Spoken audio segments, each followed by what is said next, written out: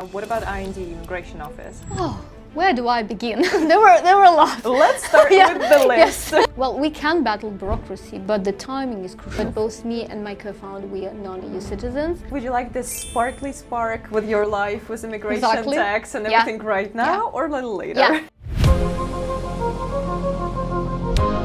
Ladies and gentlemen, welcome to UnitCity podcast.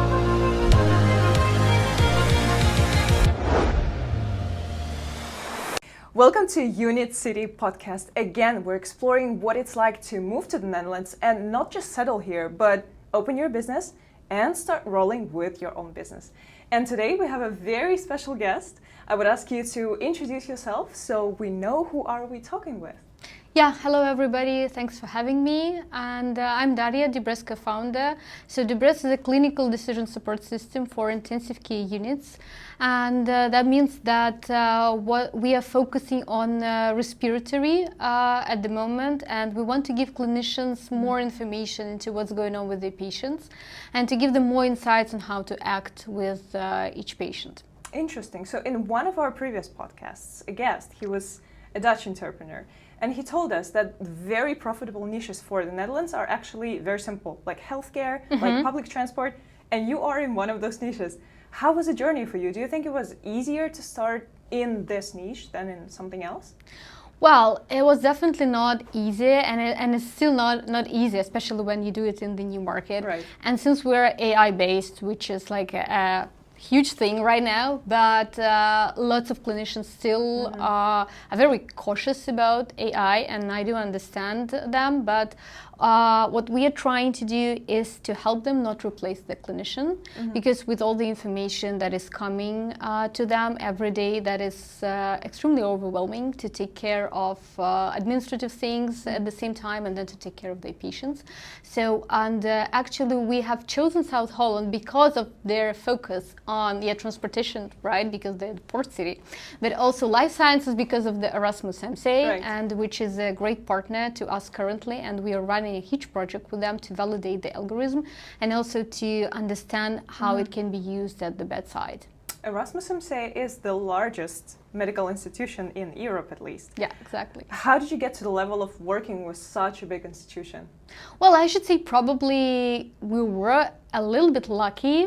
Well, of course, there was lots of work to be done, but I wouldn't rule out a little bit of luck to at least meet the right people who would be interested. Yeah, it started long before we came to the Netherlands, and it was also one of the turning point why we have chosen Netherlands, because before that we also thought about other countries, Germany, for example, but since the Dutch clinicians were interested in the solution, and that is something that they also, well, we all have a medical staff shortages globally. This is a huge problem at the moment, and Dutch clinicians, of course, are aware of it, and our solution has a great potential to help battling staff shortages and to help clinicians at their day-to-day basis.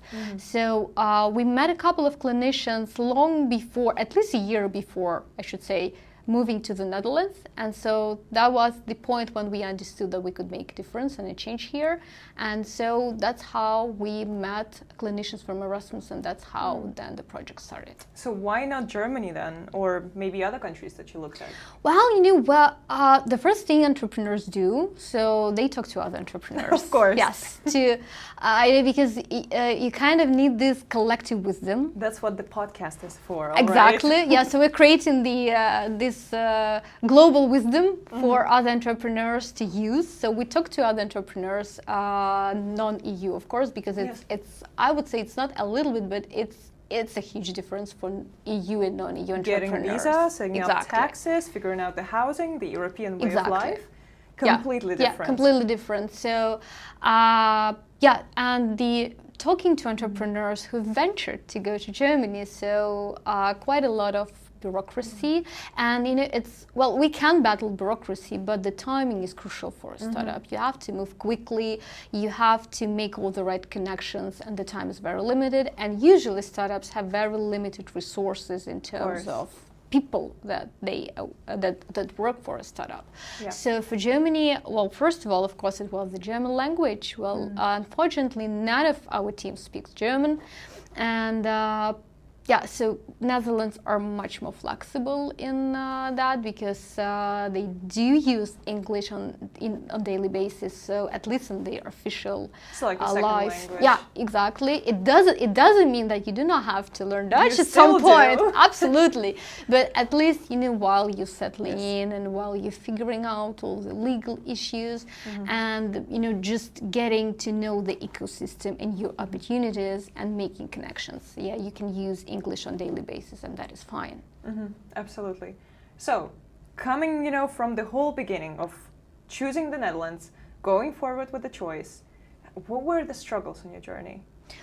Wow, where do I begin? there were a lot. Let's start with the list. Yes. So the list might be quite huge, but the first struggle was, of course, to set up a legal entity. Of course. So since we wanted to have we wanted to start the project with Erasmus as soon as possible. So we had to have the legal entity, and so that was the first thing that we had to figure out. Of course, there were lots of things that we were doing in parallel, because obviously you cannot neglect looking for housing, which is an issue in the Netherlands, because you do not choose the landlord chooses you to be the one that they will lease the apartment to you or the house. Setting up a legal entity, then getting the bank account and having all that set up was quite a challenge, and getting the visa, of course. So and timing of course is crucial as well, because you have to move quickly and you have to do all the things. You have to speed up basically all the processes, but you also have to have time for your startup. That is figuring out the business plan, figuring out how to move forward, looking for a partner that you need. Then there were lots of pitches, applying for the for Yes Delft acceleration program. So applying for the grant, which took quite a lot of time for us. So there are quite a lot of challenges, but the first one, of course, is to set up the legal entity and to become legal in the country that you can actually operate and not be underground. We had a recent case actually at UnitCity, talking about the bureaucracy that you also mentioned in Germany, for example. In Netherlands, we also, it's possible to have a long waiting time, but so a person came to us he was on HSM visa, wanted to switch to business, and he was exchanging for 2 months emails with a notary. But then, when he contacted us, he could register within 10 days completely, filling out the questionnaire. So I think it's about knowing the right people who could help you. Were there people like this on your journey as well? Well, the first thing since we started doing this before coming here, so we had a couple of people that could help us, and those were the local agencies. So we got some help from Rotterdam Square and CAC, of course, but still it was not quite enough. So there are a couple of groups for non-EU entrepreneurs here, but you should keep in mind that the information that you get there is quite fragmented, and furthermore, the things that work for one entrepreneur might not work for you, because startups are different, they're in different stages, the situations are different. Some people are coming with their family, some people are coming solo entrepreneurs, or they're bringing their families after they have moved here. So the situations are totally different. And so even though there are a couple of people that you could consult, but there is still no this universal database or no one single organization that could take care of a whole process, and that is why we sometimes now there is, bumped. Actually. Yeah, well, there were when we came here. So we had, I would say, quite a bumpy journey, honestly, and there were a couple of things that could have been avoided, and at least people. Future entrepreneurs, they definitely can spare the time and money. Cross the mistakes out. Exactly, but timing is crucial. They can have the same result but faster. Absolutely. What about IND, Immigration Office? Did you have any troubles with them? Well, there were a couple of issues. Okay. First of all, because IND is not primarily designed to give you the consultation. So the way they communicate is through letters. So they send letters. That means that you are supposed to have a permanent address where the letter will come, and if you miss it, so unfortunately, absolutely, unfortunately, that's your loss. So that's the way IND thinks, because they were not designed to do this. Well, they do have the hotline where you can call, but there are still not enough people that would look into your case specifically and then understand all the details. So yeah, we had a couple of issues with the form that we did not know what form we were supposed to fill in. And you chose the wrong form. Yeah, we chose the wrong form, yes. The second time, our documents were sent to the previous place where we didn't live anymore. So, well, that happened because we were a little bit at a loss of the address that we were supposed to fill in. Yeah, so there are lots of these tiny, tiny little questions that you need to or at least you need to have a person to ask. They make a difference in the long run. Yeah, exactly. Because if the letter got to the wrong house, you're not going to be a thief and go break in and say, sorry, I have a letter here, could I just fetch it? Absolutely, yeah. How did you deal with this? Well, we were almost late. That was very stressful, I should say, because we found out when, we were running out of time, so we had to speed up the process and explain to IND. But, okay, the explanation was not enough. We had to fill in another form and then do it rather quickly. Hopefully the right one this time. Yes, that was the right one, but that was a lot of stress, and I suppose, during, while dealing with these processes, which are really hard to navigate in a foreign country, you can lose some of all the opportunities for your startup. And so if there is somebody who could take this load off you, so you could concentrate on meeting the right people, and then just exploring the network, growing your business. Actually, absolutely, yeah. So then you do not have to do that on your own. So yeah, that I am absolutely sure that will make a huge difference for a startup. Absolutely. Would you have consulted an agency like this if there were any at that time? Absolutely, absolutely, yeah. And then focus on your business and just go full in. Exactly. So you don't have to fill in the form again, miss the deadlines, and have the wrong address register. Yeah, that seems like quite a big struggle. Absolutely. So you were already on the ground in the Netherlands. You had a visa before here. No, we did not. So that was for our first time applying. Okay. So yeah, we did live in EU for 2.5 years before that. So we're coming from the EU country. But both me and my co-founder, we are non-EU citizens. So we did not have any visa. So that was first time applying. And yeah, there were lots of things that we learned. But in the process, but the issue is that all the things that I've learned, they stay with me, and I cannot just go and spread it among other entrepreneurs, and they might not have a clue who to ask. So this is the main issue that I think we could have been avoided had there be an agency that could help. Yes, then if somebody on the inside knows the whole process, what we do at UnitCity, then it's much faster and much easier. And we also have this feature actually for entrepreneurs who want to come here and they want to write the business plan. Because a lot of new startups, they get totally bumped at the business plan. Maybe their business is great, but it's not written in the correct way. So we also guarantee that if your business plan is not approved, then we return you the full sum that you paid us. Not only for people who are here for the first time, right, who are getting their visa in the Netherlands, but also for people who already settled on the ground, but they want to switch to business. What do you think could be crucial in this case? Because the timing is different. Absolutely. You don't have this rush deadline. But at the same time, there's still a lot of stress. Can you stay? Can you not stay? Do you have any friends who wanted to switch their business after? I usually have more entrepreneurial friends. So they came here, but there are a couple of people who think of doing that. Especially those who have been living here for at least 5+ years. So people get bored sometimes from what they've been doing because 5 years is a long period. So it's a long period of time, and so they would like to have something to have some spark, and so yeah, so they're thinking to switch into something entrepreneurial. But yeah, again, just like you said, it's hard to figure out where to start. Absolutely. So how how the process goes? What are the exact steps? Because they need to understand how it will go, and then to figure out whether they would like to jump on this train, or they would like to wait, I don't know, a couple more years, and then feel even more stable staying here, and then switch to entrepreneurial and start entrepreneurial journey. A question of, would you like this sparkly spark with your life, with immigration, Exactly. tax and everything right now, or a little later? Yeah,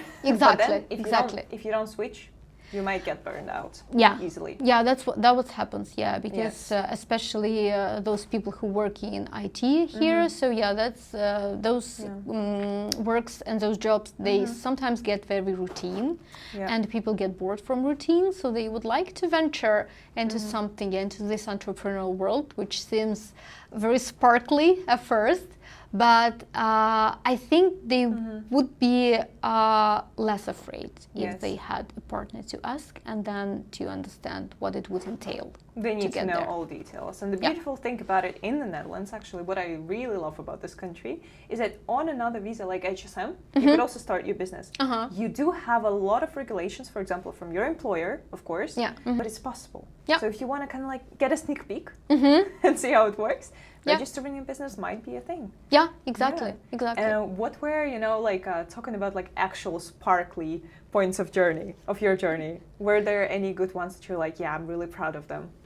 So first of all, when we got settled and we got accepted, so that was the first thing that we thought was a validation for our solution and what we bring. And second, of course, was the validation from clinicians that we get, because it's really not that easy to get those people on board.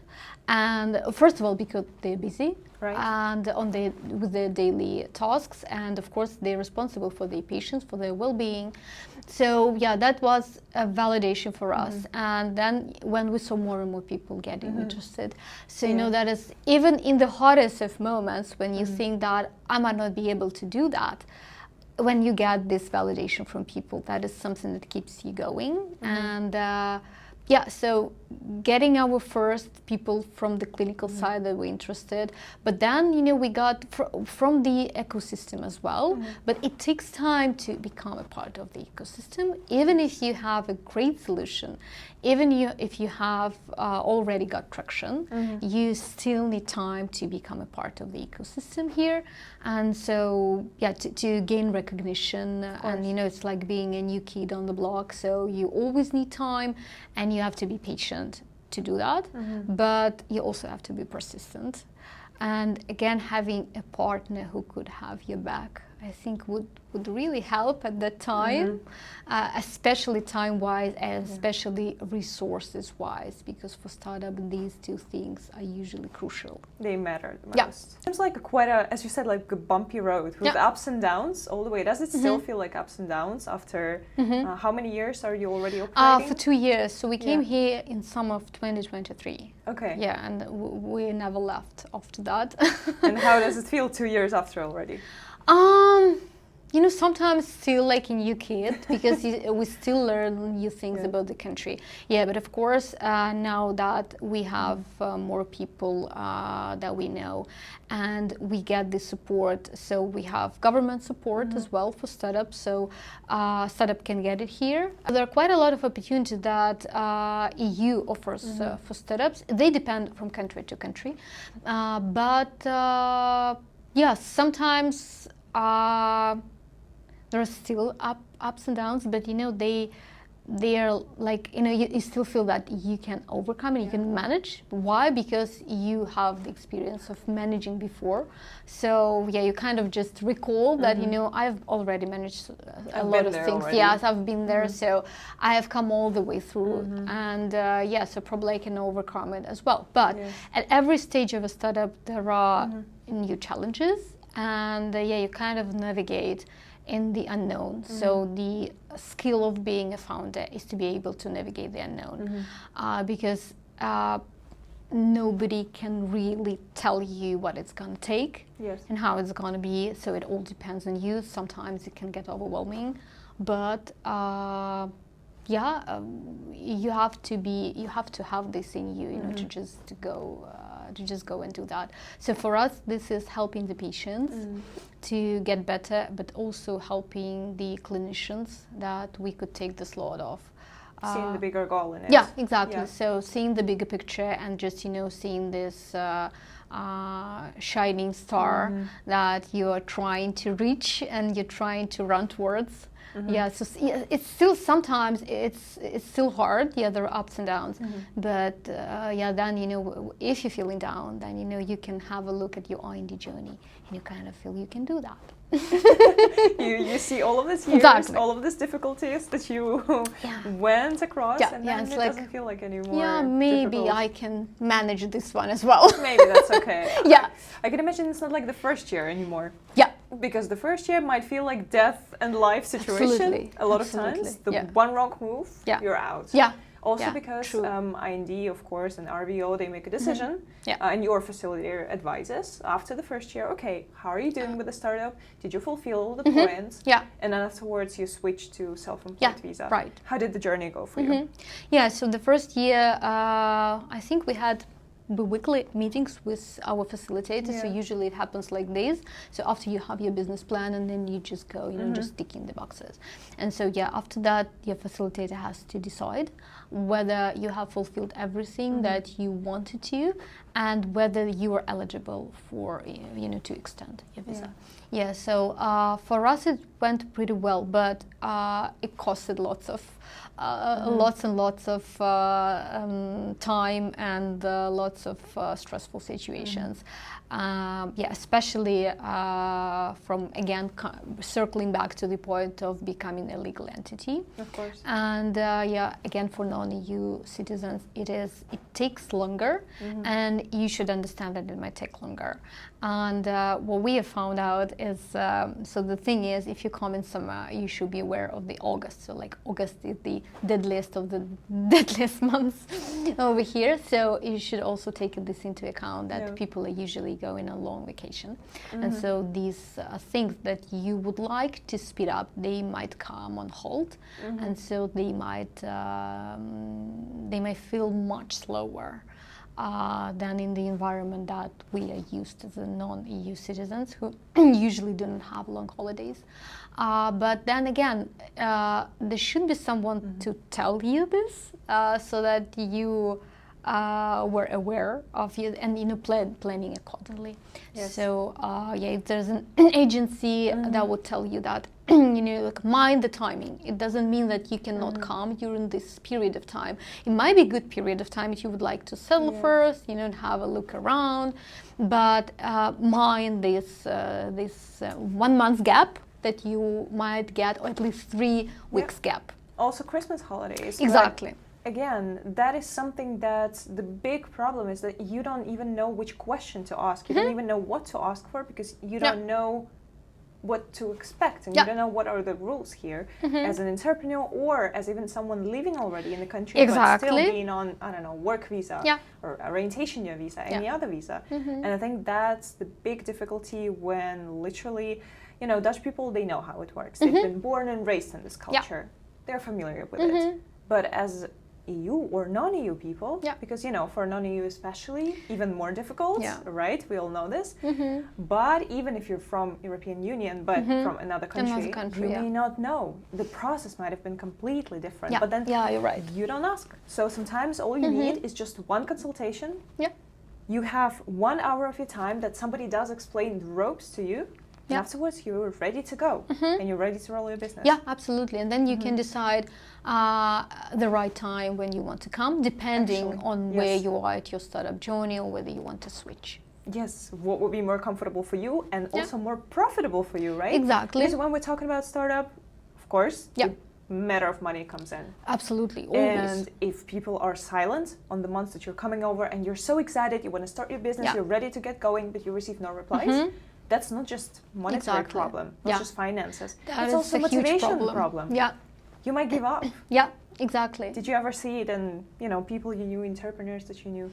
I think there are such things because, again, for a startup, so when you start fundraising, you should be very precise. You should understand how much time it might take because, again, resources and allocation of resources matters a lot in a startup. So since we do not have huge budgets, we are not corporates, we do not have lots of employees that we can, divide our tasks between. So people in startup, all of them do almost everything that they have to do to keep this rolling. So fundraising also might come as a struggle. And I think lots of people were discouraged by this. Timing is always crucial. You should always understand when you do what and why you do this. And then, to understand whether the timing is right for you to start the journey and whether you will be able and whether you will have enough resources to go through because fundraising can take up to half a year, including all the procedures, starting with the situation that you have to know the funds that you're going for, and you have to understand that the right partner that you choose. So these people will be alongside you in your journey, and so you should be very vigilant as to choose the right people for you. So. You should really understand how the system works. This is the key. Advance. This is the key. Yeah. If you don't know, you miss out a lot. Exactly. Yeah. Then you're running more risks. So startups is a risky adventure. We all know this. But if you do not know how the timing works and how people think and their mentality, so you are running a risk of getting discouraged and not getting enough resources on time. And then you run a risk of losing your partners, for example, because usually they might have a couple of research projects running, for example, simultaneously. And so if you fail to provide the resources on time, it sometimes means that you will have to wait for another year, sometimes even more. You're out, basically. Yeah, exactly. Before the next grant application is open. Timing really, really matters. Really matters, yeah, it really does. Did you consult with someone before you started the whole application journey? No, we didn't have anyone to consult with, so that was some information again from the entrepreneurial community. But again, keeping in mind that some of those people, they came, let's say, 3, sometimes 2, 4 years before you did. Oh, that's already a different Absolutely, story. This is a different world. So, and they might really not know what's going on because you have to go through this process alone, and you have to know the current situation and let's say the current focus of the government as well, what kind of solutions they would like to have. And one of the most important things as well is to know the market, so how the market is doing. And whether your solution will fit. And that changes every year. And it changes, absolutely. This thing is quite volatile. Yes. So, you should really know what's going on at this very moment. And you should have someone who knows. I would say you should have someone from inside. Because even if there are people who, some entrepreneurs, for example, so they started here in the Netherlands and then they moved to Germany. Yes, in the countries where they're from. So they might give you some advice, but the only thing they can say is how it used to be when they started. Exactly. But that is different. They're not the insiders. Even if there are agencies in the countries where you are from, where you're watching us from, it's also such a different story because exactly as you said, those people know how it used to be, or these people operate by rules that are on IND website or on other websites. In very many cases, you might not have even 5% of the information from IND, because if this is a newly established program, sometimes IND do not have all of the information. And this information can be gathered when you're already here, but then you should understand that there might be a situation where you will have to return back to your country for some time. And so if you're planning to have long partnership costs, here, exactly. And that's timing. That is, when you're not here, it's impossible to Yes. make connections. So if you pause, there will be consequences. And if you miss the deadline, there may be consequences. Yeah. So yeah, you should really be aware. Yeah, you should be aware of these things, and then you know whether you would like to do it now or you would like to postpone the journey. Yes, imagine missing one important thing. Yeah. And then having to be kicked out and Yeah, actually exactly. go back to your home country for some time, Yeah. restart the whole application process. Yeah. But if it's even worse to know that it could have been avoided with one Exactly. single small step. Yes, exactly. Such a Yeah. big difficulty. But at the same time, it is a big possibility to really understand what's going on behind the scenes. Any, words of wisdom that you would share with entrepreneurs, for the audience that watches us, for people who want to start the journey, maybe they already have a business idea, or maybe they're just exploring what could be the country for them in Europe. Something you could share. Gather information beforehand. Yeah. Everything that you can. Talk to people. Do not be shy. Do not think that you will ask a stupid question. I know it's so easy to say, And before starting this entrepreneurial journey, I heard so many people. I watched, podcasts with entrepreneurs, and all of them say the same.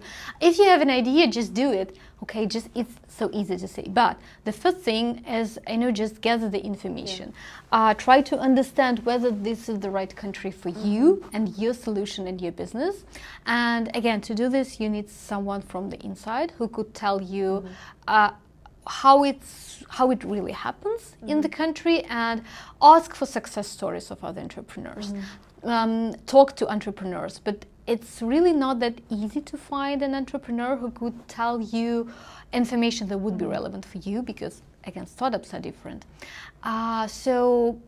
Do not be shy. Yeah. This is something that people, we sometimes think that I might be intrusive if I ask questions. No, ask questions, be curious, show people that you're interested, show people that you invest your time, and just ask, find the right people and ask them questions, and find out as much information as you can.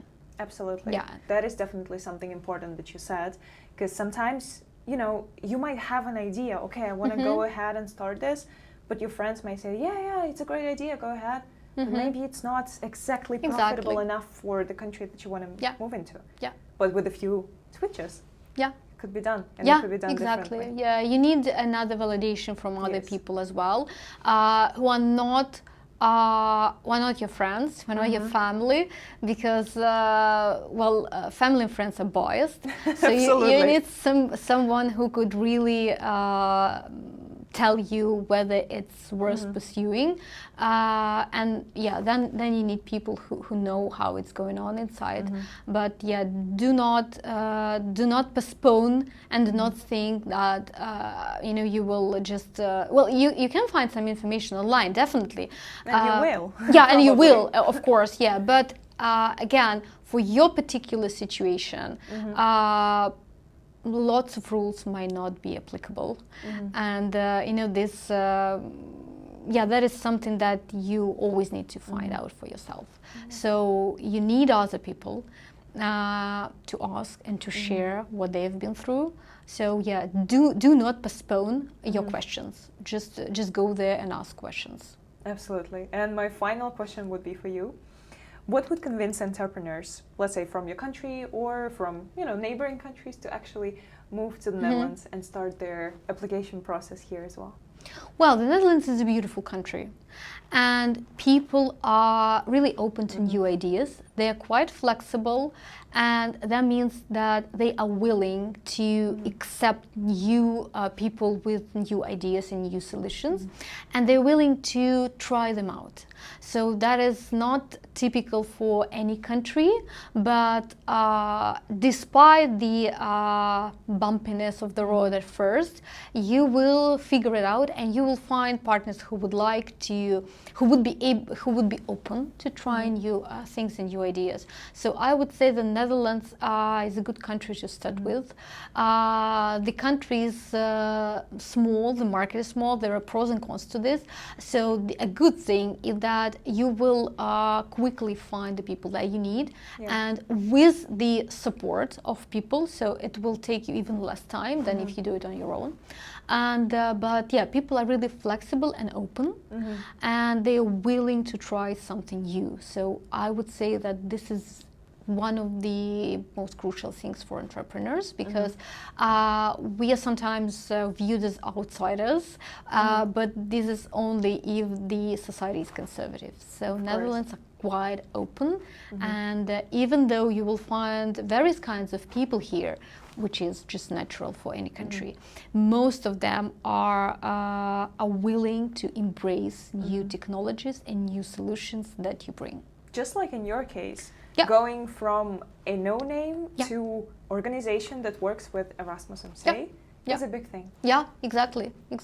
Thank you so much for this inspiring and amazing story. I'm sure it was also very practical, because you've shared, important steps in the journey that even though you applied yourself, there was no organization who could help at that time. But, you've learned it sometimes the hard way. Thank you for having me, and I wish all the entrepreneurs and the UnitCity prosperity, and be active.